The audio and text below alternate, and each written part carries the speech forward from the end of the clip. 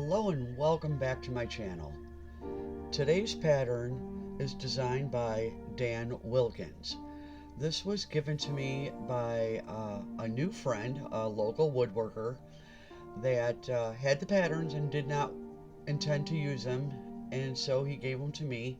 We had an interaction on Facebook Marketplace regarding something off topic, and as we got talking, he mentioned that he had some wood that he had that I could repurpose, which would otherwise go in the burn pile. So these were inserts from crates that delivered products locally, and it's made of, I think it's 5-ply plywood. So I thought I'd give it a try, and the reason I chose this pattern, being an ornament, is something that I would use this for.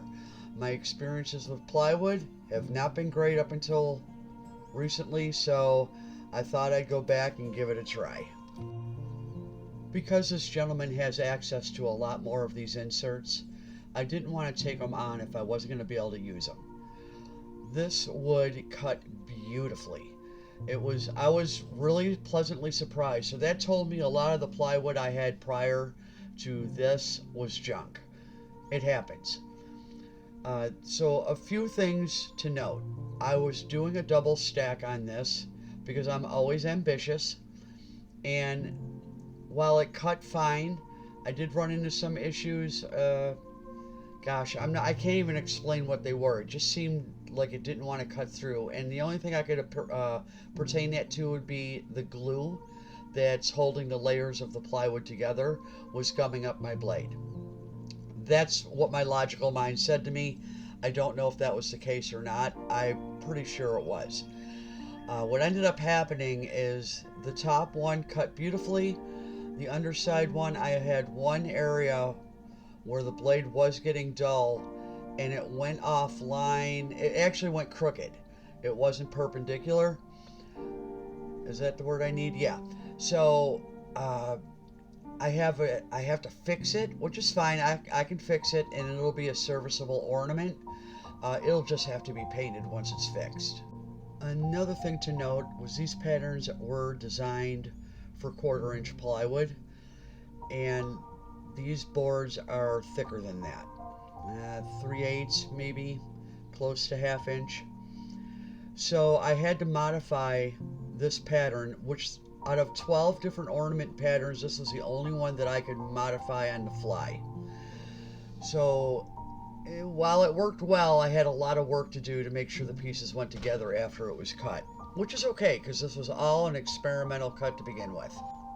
What I plan on doing next time is I will enlarge the pattern to fit the wood, which will make it a whole lot easier to cut it properly according to pattern.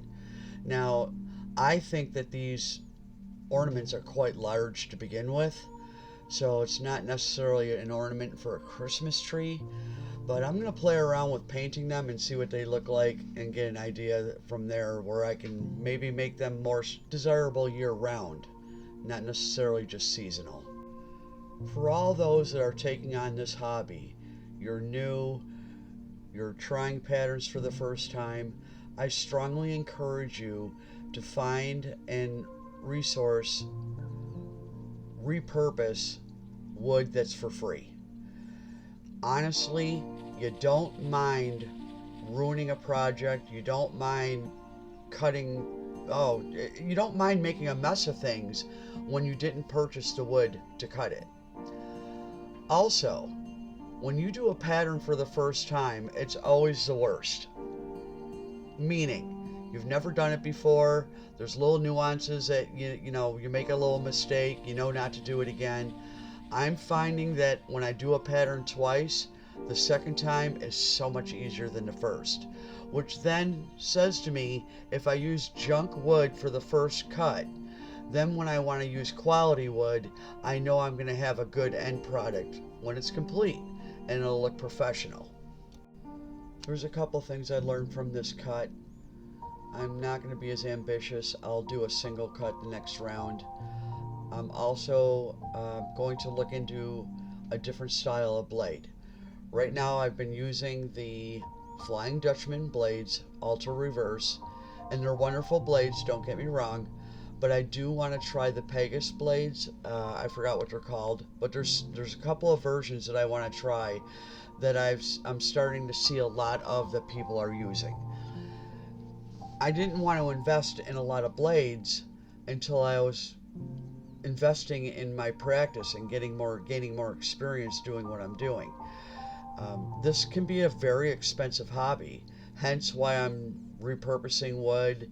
I'm looking for free options for a lot of things. I'm only buying a set of blades, and once they're almost gone, then I will consider buying something different.